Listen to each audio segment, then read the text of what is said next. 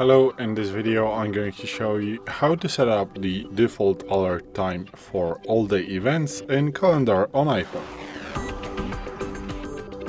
So today in front of me is the iPhone 12 with the iOS 17.4, but it really doesn't matter which iPhone you have or which version of the iOS you have, it is all going to work the same on every iPhone. So what you want to do is to open settings, then you want to swipe down and tap on calendar. Once you're here, you want to swipe down again and tap on default alert times.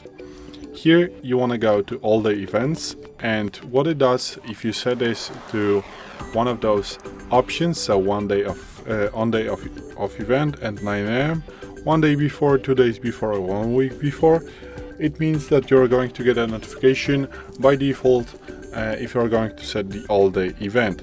Obviously, you can set other notifications creating the event, the custom one, as you would like to have, but the default one, it means if you're not going to set an additional notification, it is going to give you a notification on those options that you have set. So from the start, from the factory settings, it is set to none.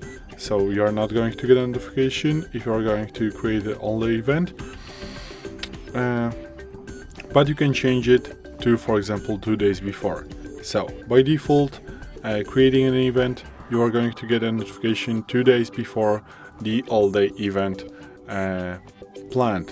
So you can just click on the option and choose between those. And for me, the best works the 2 days before, because this is the time that I can remember about the event and just set it, click the one that you would like, go back, and this is it. This is how you can set the default alert time for all day event. So this is it.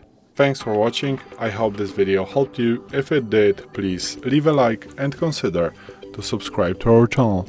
Bye.